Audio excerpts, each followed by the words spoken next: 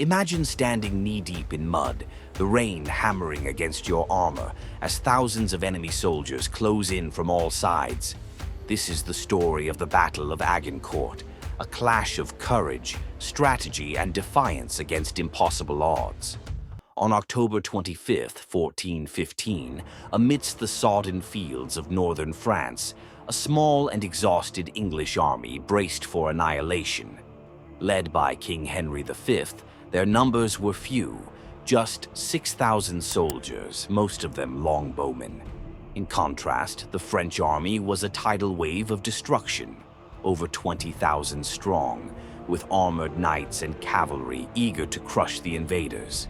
As the dawn broke over the muddy battlefield, Henry addressed his troops. "We few, we happy few, we band of brothers."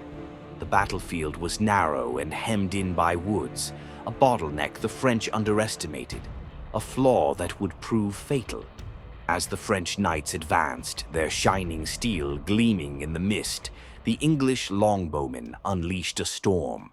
Arrows darkened the sky, cutting through even the thickest armor as the first wave of French knights fell into chaos.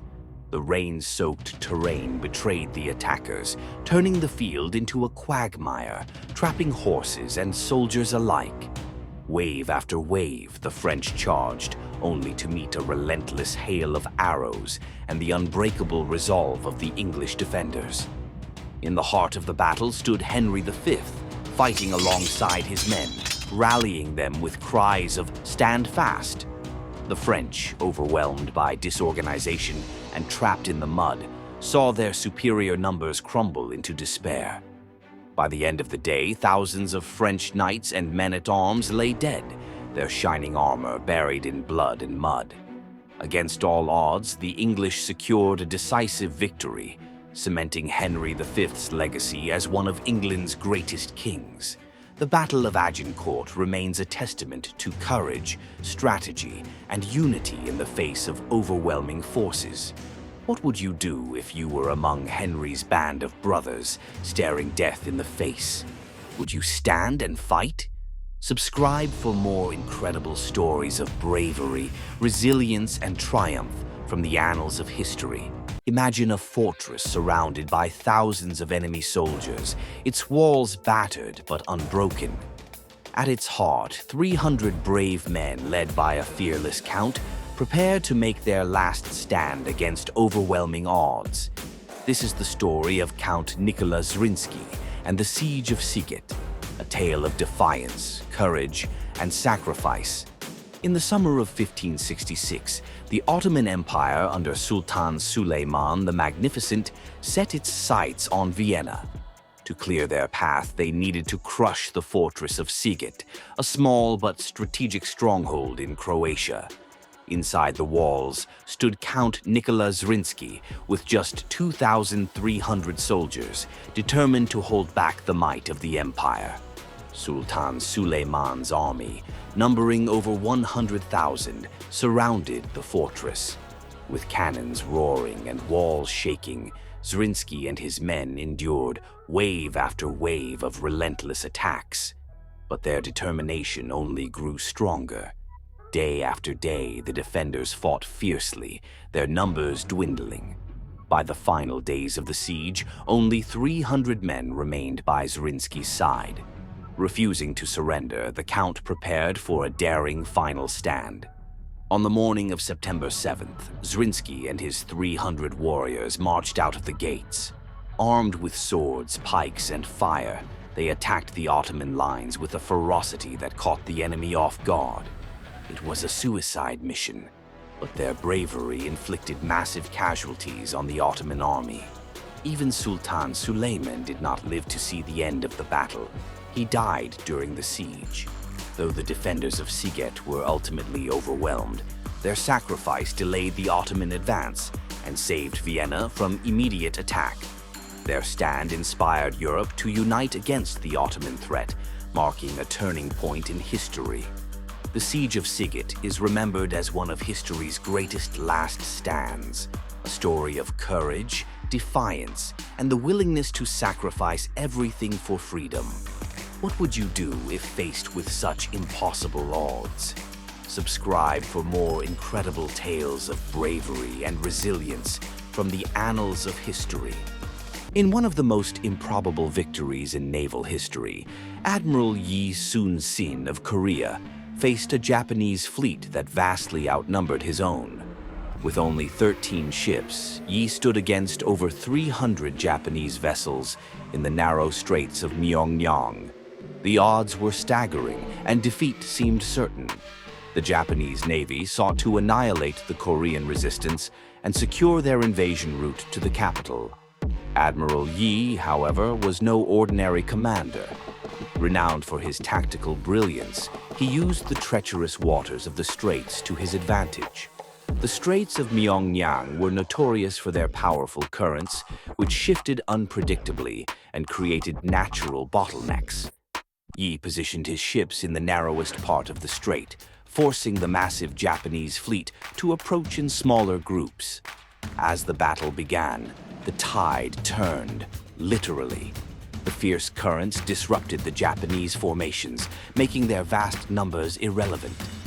Yi's fleet, tightly coordinated and inspired by their commander's unshakable resolve, struck with precision and devastating force.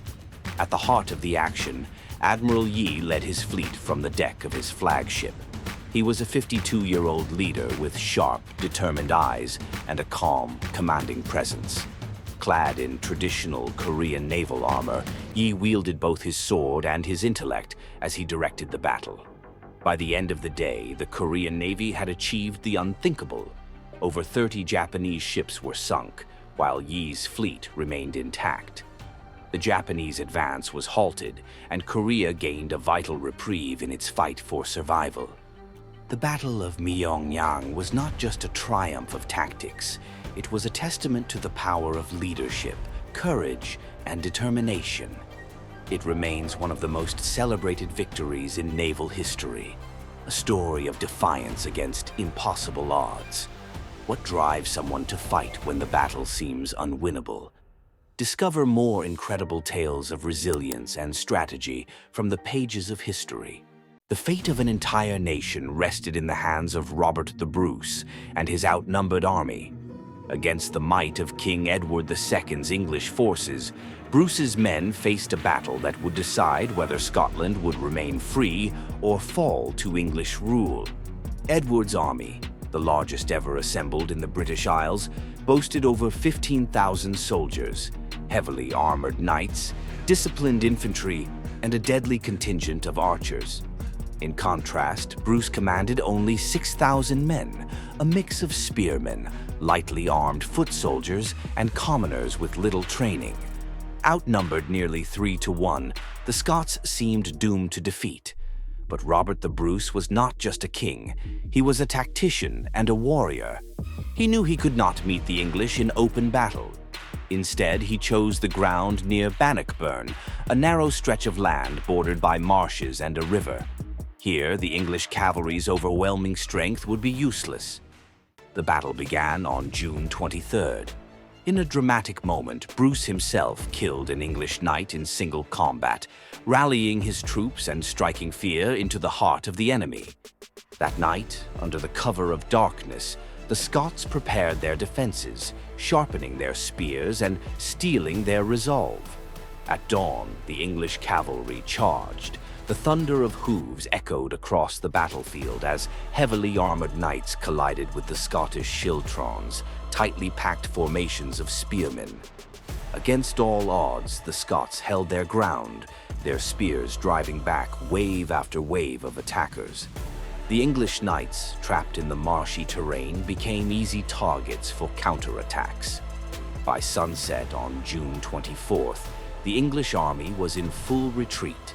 Thousands of their soldiers lay dead or captured, and Edward II himself fled the field in disgrace. The Battle of Bannockburn was not just a victory, it was a declaration. Scotland would not be conquered. This was more than a battle. It was a turning point in history, a victory that echoed through the ages. Bannockburn wasn't just fought with spears and swords. It was fought with the unyielding will of a people refusing to surrender. Want to uncover more stories of defiance and triumph? Subscribe now and journey through the epic tales that shaped our world.